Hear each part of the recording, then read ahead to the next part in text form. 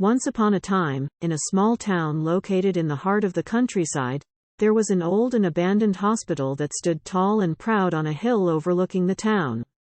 The hospital had been closed for many years, but its reputation as a place of darkness and despair lingered on in the minds of the townspeople. Despite the warnings and the rumors of hauntings, a family of 5 decided to move into the house located on the outskirts of town, just a few hundred meters away from the old hospital. The family consisted of a mother, a father, and 3 children, 2 girls, and a boy. The family had purchased the house at a relatively low price, and they were excited about the opportunity to live in a bigger and more spacious home. The father, John, was a successful businessman, and the mother, Sarah, was a stay-at-home mom who loved to read and bake.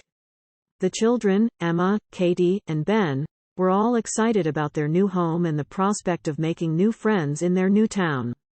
The first few days in their new home were blissful, and the family enjoyed exploring their new surroundings. However, things started to take a strange turn when they began to notice strange occurrences in and around the house. They would hear strange noises in the night, footsteps on the stairs, and doors opening and closing on their own. At first, they tried to brush it off as their imagination, but as the days went by, the strange occurrences became more frequent and more intense. The children would wake up in the middle of the night, screaming and crying, and the parents would find them trembling with fear and insisting that they had seen something terrifying. One night, while the family was having dinner, they heard a loud banging on the front door.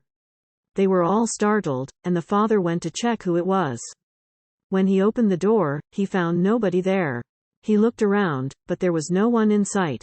He shrugged it off as a prank and went back inside. As the weeks went by, the family became increasingly anxious and scared. They were convinced that their house was haunted by the spirits of the patients who had died in the old hospital nearby. They decided to seek the help of a paranormal investigator, who agreed to investigate the house and the hospital.